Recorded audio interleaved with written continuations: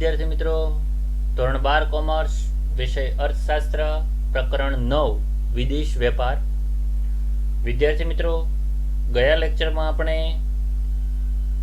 વેપાર, આંતરિક વેપાર અને વિદેશ વેપાર એટલે કે આંતરરાષ્ટ્રીય વેપારનો અર્થ અને તેના મુખ્ય 4 કારણોની સમજ મેળવેલી હતી.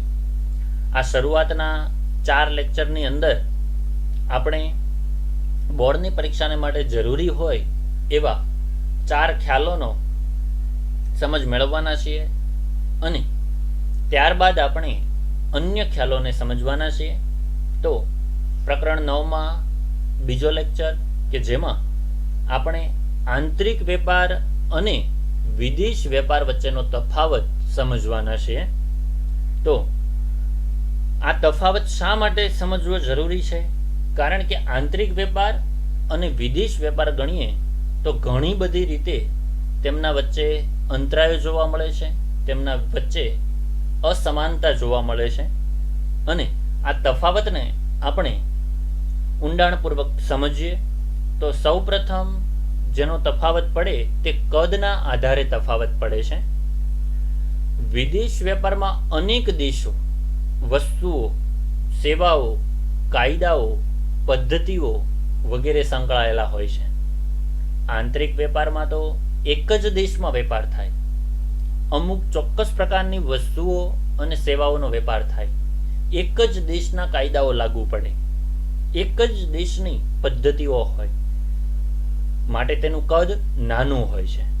જ્યારે વિદેશ વેપારનું કદ મોટું હોય છે, કારણ કે તેમાં વિશ્વના ઘણા બધા દેશો જોડાયેલા હોય, ઘણા બધા દેશોના કાયદાઓ લાગુ પડતા હોય, તેમની જુદી જુદી પદ્ધતિઓ, પદ્ધતિઓ વગેરે પણ સંકળાયેલા હોય. માટે વિદેશ વેપારનું કદ એ આંતરિક વેપાર કરતા અનેક ગણું મોટું હોય છે. બીજું, વિવિધ ચલણો અને ચૂકવણીની પદ્ધતિઓ. વિદ્યાર્થી મિત્રો, જો આંતરિક વેપાર કરીએ તો એક જ દેશમાં નાણું એક જ હોય. કદાચ એક જ દેશના અલગ અલગ રાજ્યો વચ્ચે, અલગ અલગ જિલ્લાઓ વચ્ચે, અલગ અલગ શહેરો વચ્ચે જો વેપાર કરીએ તો દરેક જગ્યાએ નાણું એક જ હોય છે. માટે નાણાંની ફેરબદલી કરવાની કોઈ પ્રક્રિયા કરવાની રહેતી નથી. આંતરિક વેપારમાં ચૂકવણીઓ પોતાના દેશના ચલણમાં જ થાય છે. વળી પોતાના જ દેશની એક બેંકમાંથી બીજી બેંકમાં આપણે ચૂકવણી કરી શકીએ.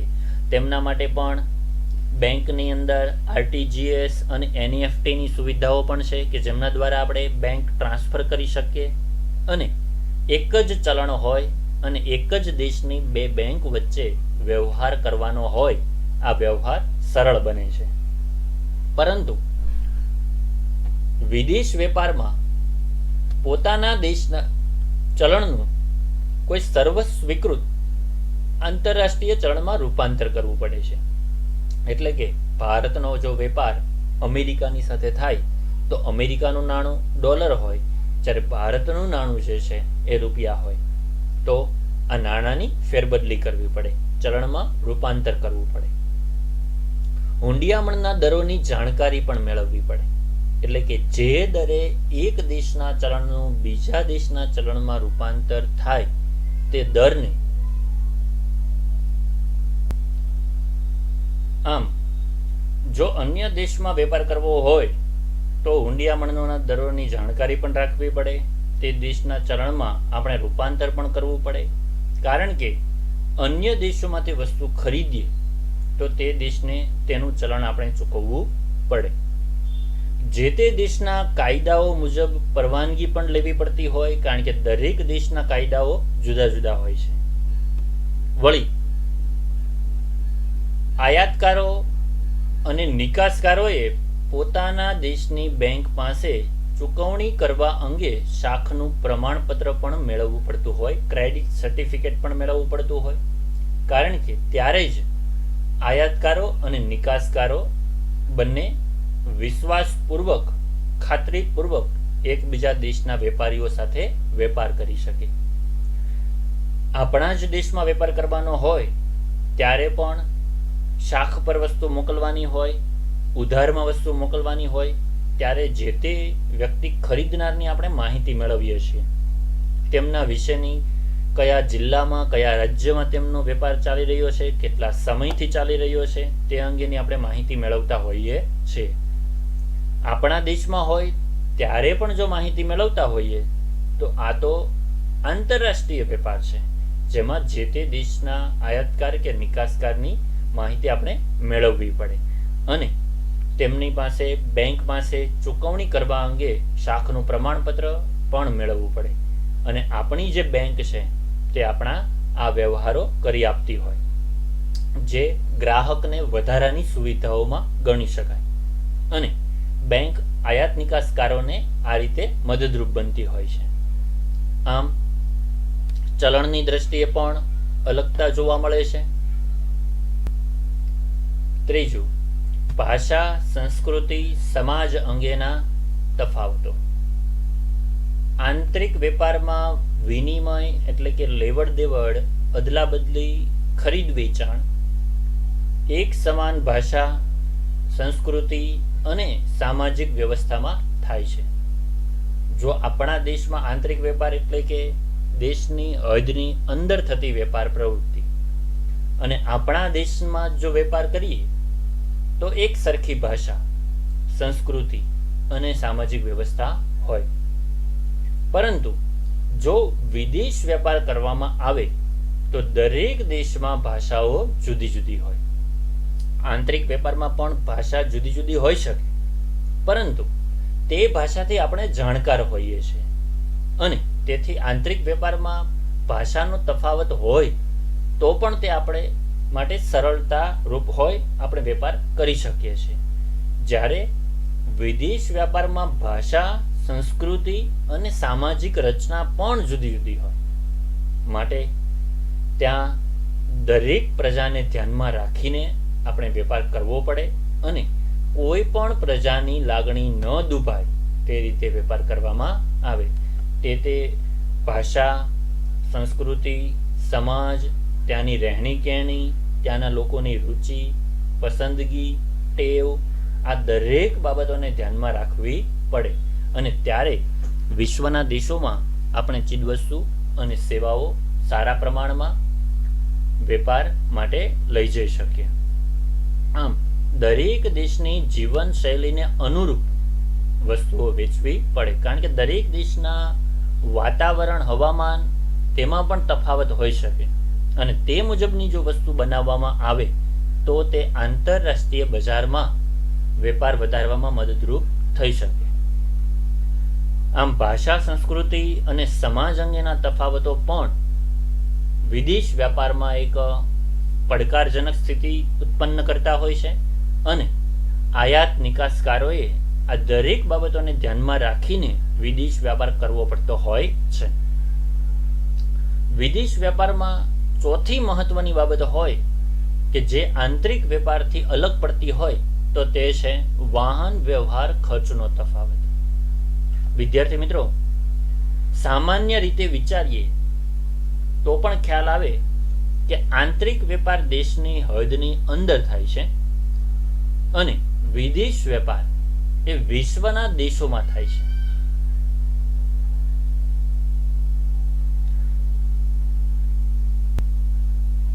આંતરિક વેપાર દેશની હદની અંદર થાય છે, તેથી વાહન વ્યવહાર ખર્ચ એટલે કે પરિવહનનો ખર્ચ ખૂબ ઓછો રહે છે, જ્યારે વિદેશ વેપારમાં આંતરિક વેપારની સરખામણીમાં વાહન વ્યવહારનો ખર્ચ ખૂબ ઊંચો હોય છે, કારણ કે તેમના વચ્ચેનું જુદા જુદા દેશ વચ્ચેનું અંતર પણ વધી જતું હોય છે અને વહન કરવા માટેના સાધનોમાં પણ તફાવત આવતો હોય અને સુવિધાજનક સાધનોમાં તેમનો પરિવહન થતું હોય અને જે તે દેશ સુધી તે વસ્તુઓ પહોંચાડવામાં આવતી હોય છે.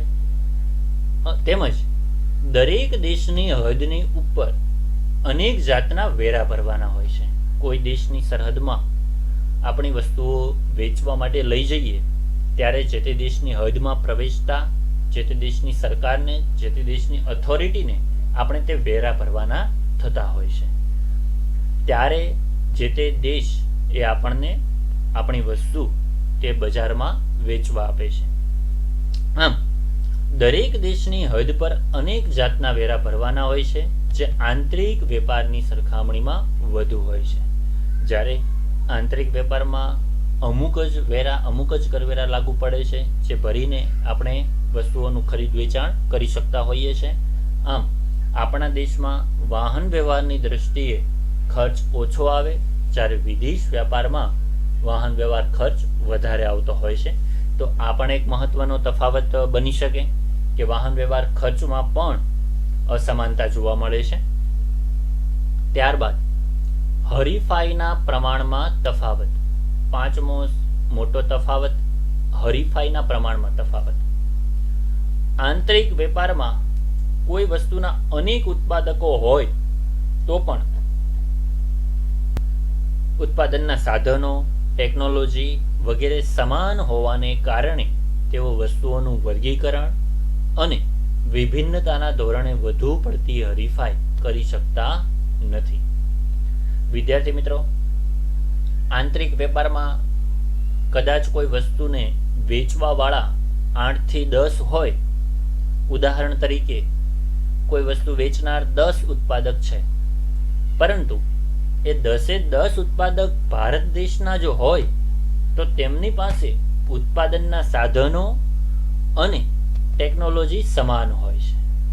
એટલે કે ઉત્પાદનના સાધનો અને ટેકનોલોજી સમાન હોય તો તેઓ વર્ગીકરણ અને વિભિન્નતાના ધોરણે વધુ પડતી હરીફાઈ કરી શકતા નથી, કારણ કે તેમની વસ્તુઓ એક સરખી જ હોય છે, એક સમાન જ હોય છે. નજીવો તફાવત તેમાં જોવા મળે છે, પરંતુ તે તફાવત એ તેમની વચ્ચે વિભિન્નતા લાવી શકતો નથી, વર્ગીકરણ લાવી શકતો નથી. આમ ભારત દેશમાં જો વેપાર થતો હોય તો 8 થી 10 કે અમુક વેચનારાઓ વચ્ચે હરીફાઈ થાય. જ્યારે આંતરરાષ્ટ્રીય વેપાર એટલે કે વિદેશ વ્યાપારમાં દેશના તો વેચનાર હોય જ, તેની સાથે વિશ્વના વેચનારાઓ, વિશ્વના વેપારીઓ પણ પોતાની વસ્તુઓ બજારમાં મૂકે છે. આમ દેશના વેપારીઓ વચ્ચે હરીફાઈ હોય, સાથે વિશ્વના દેશોના વેપારીઓ આવતા તે હરીફાઈ વધુ તીવ્ર બને છે, કારણ કે ભારત દેશની વસ્તુઓની સાથે વિશ્વના જુદા જુદા દેશોની જુદી જુદી ટેકનોલોજી, જુદી જુદી ઉત્પાદન ક્ષમતા, જુદા જુદા ઉત્પાદનના સાધનો, આવડત, કુશળતાનો સમાવેશ આપણા દેશમાં બજારમાં થાય અને હરીફાઈ વધુ તીવ્ર બને. આમ આપણા જો દેશમાં વેપાર કરીએ તો વેચનારાઓ વચ્ચે વર્ગીકરણ અને વિભિન્નતાના આધારે હરીફાઈ પૂરતી થતી નથી, પરંતુ વિદેશ વેપારમાં દરેક ઉત્પાદક વર્ગીકરણ અને વિભિન્નતાના આધારે હરીફાઈ કરે છે.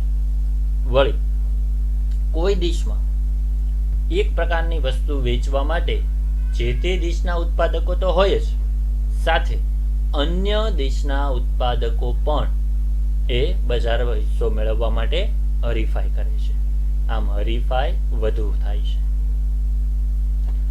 દાખલા તરીકે જ્યારે ભારતમાં વિદેશી ગાડીઓ ન હતી, માત્ર ભારતની જ કાર બનાવતી કંપનીઓ તેનું વેચાણ કરતી હતી, ત્યારે હરીફાઈ હતી, પરંતુ ખૂબ ઓછા પ્રમાણમાં હતી, કારણ કે તે કંપનીઓ પણ ઓછી હતી અને તેમની પાસે સાધનો, સંસાધનો અને ટેકનોલોજી પણ ઓછી હતી.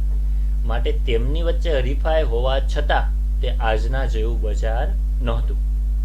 પરંતુ આજે ભારતની તો કાર બનાવતી કંપનીઓ ભારતમાં વસ્તુઓનું ઉત્પાદન અને વેચાણ કરે જ છે, સાથે વિશ્વના દેશોની કાર બનાવતી કંપનીઓ એ નવા મોડેલ, નવા આકર્ષણો, નવી જાહેરાતની પદ્ધતિઓ, નવા વિજ્ઞાપન, એડવર્ટાઇઝની સાથે એ ભારતમાં રોજ નવા મોડેલ, નવા આકર્ષણો લાવે છે, નવી જાહેરાતો કરે છે.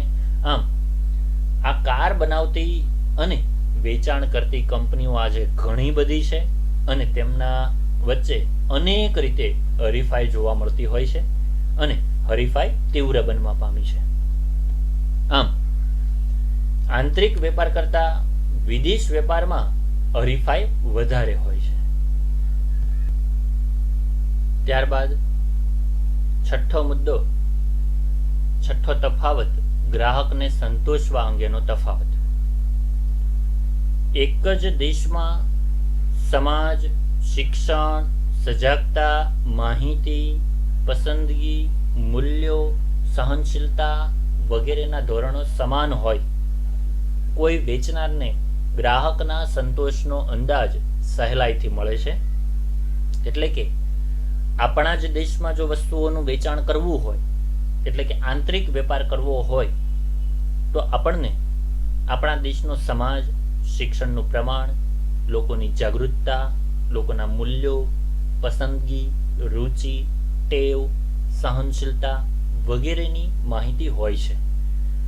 અને કદાચ જો આ માહિતી મેળવવાની થાય તો આપણે સહેલાઈથી તે મેળવી શકીએ અને તેના આધારે વસ્તુઓનું ઉત્પાદન કરીને લોકોને સંતોષ આપી શકીએ અને લોકોની જરૂરિયાત મુજબ વસ્તુઓનું ઉત્પાદન, વેચાણ અને જાહેરાત પણ કરી શકીએ.